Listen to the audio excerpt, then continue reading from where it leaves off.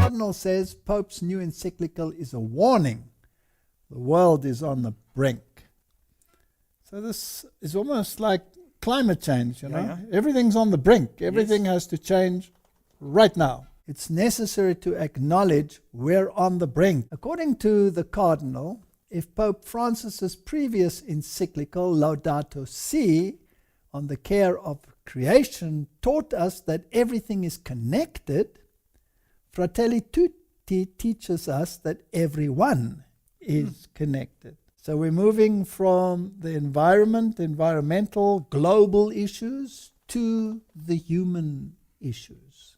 And we will scroll down through the encyclical, the sense that we are a real global community, all in the same boat, where one person's problems are the problems of all.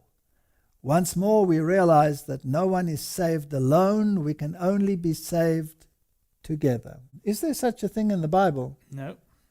No. You can only work out your own salvation. Work out your own salvation with fear and trembling. Everything is the same. Individuality is something that must be faded out. God willing, after all this, we will think no longer in terms of them and those, but only us.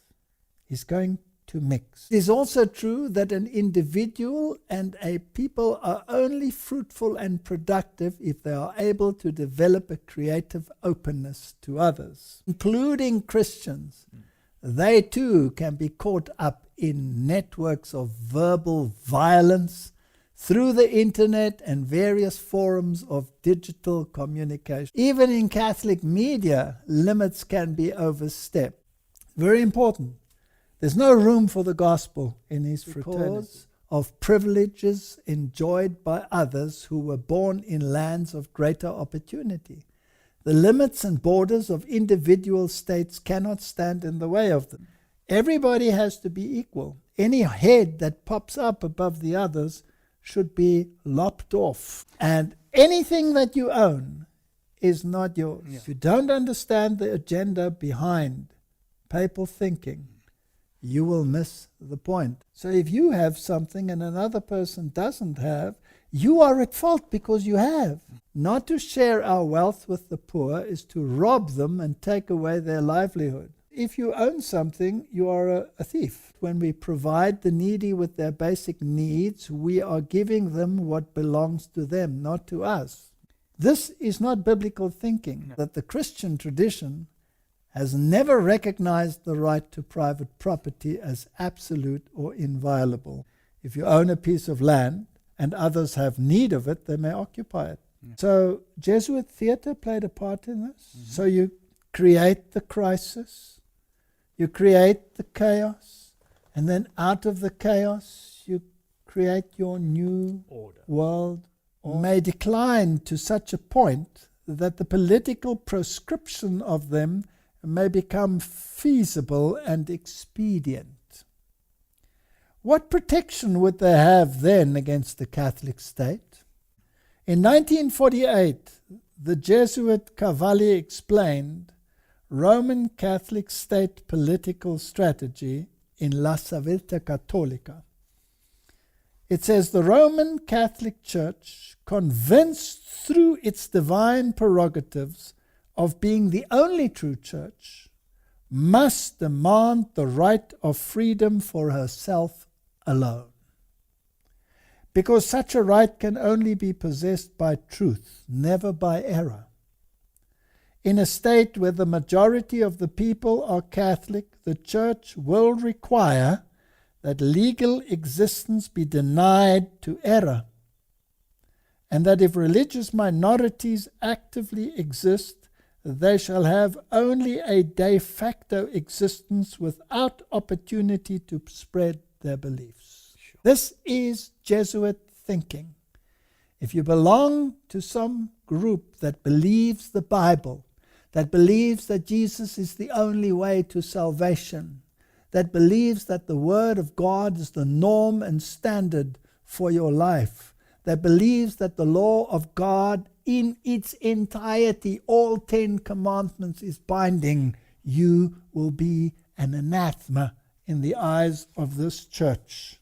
The Catholic Church has never given up the hope to re-establish the medieval union of church and state, with a global state and a global theocracy as its ultimate goal. Now, the Roman Church state in the 20th century, however, is an institution recovering from a mortal wound. This is biblical language from an economist.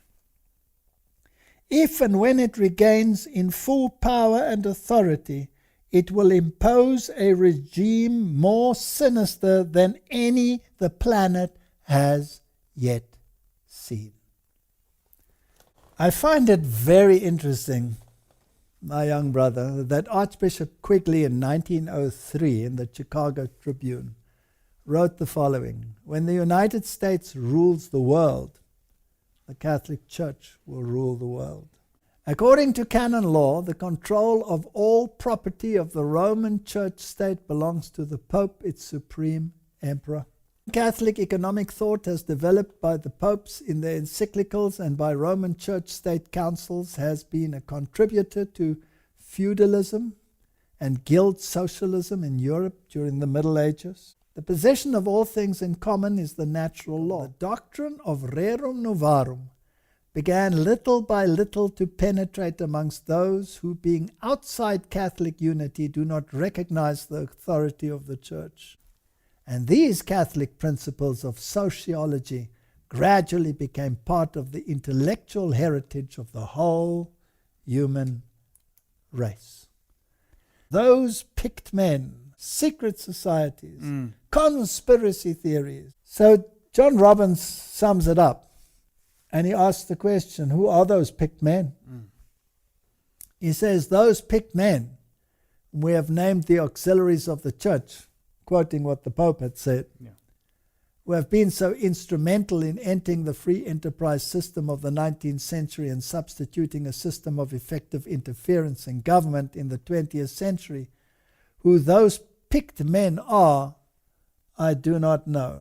Pius wrote in his encyclical, under fascism, property owners may keep their property, titles and deed, but the use of their property, as Leo XIII wrote, is common. This is exactly what Pope Francis said. Fascism is a form of socialism that retains the forms and trappings of capitalism, but not its substance. Under fascism, property, titles, and deeds are intact, but the institution of private property has disappeared. For this distinction between legal ownership and actual use, the fascists owe a debt to the Roman Church state. So now, having discussed the latest encyclical of the Pope, which comes after Laudato Si, where we have the care of the environment, and the introduction of the concept of rest as determined by the Roman Catholic Church, we now add the fraternity and the social structure. Then you have the moral directive, and you have the social directive, and it's the dictates of the Roman Catholic Church. May God give us wisdom as we come to this system, which, and I want to end with repeating the statement that we read in John Robbins, where the author states what we've read already.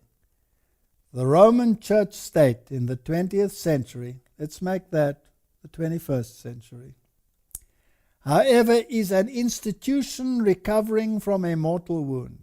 If and when it regains its full power and authority, it will impose a regime more sinister than any the planet has yet seen. This is on page 195 of this book.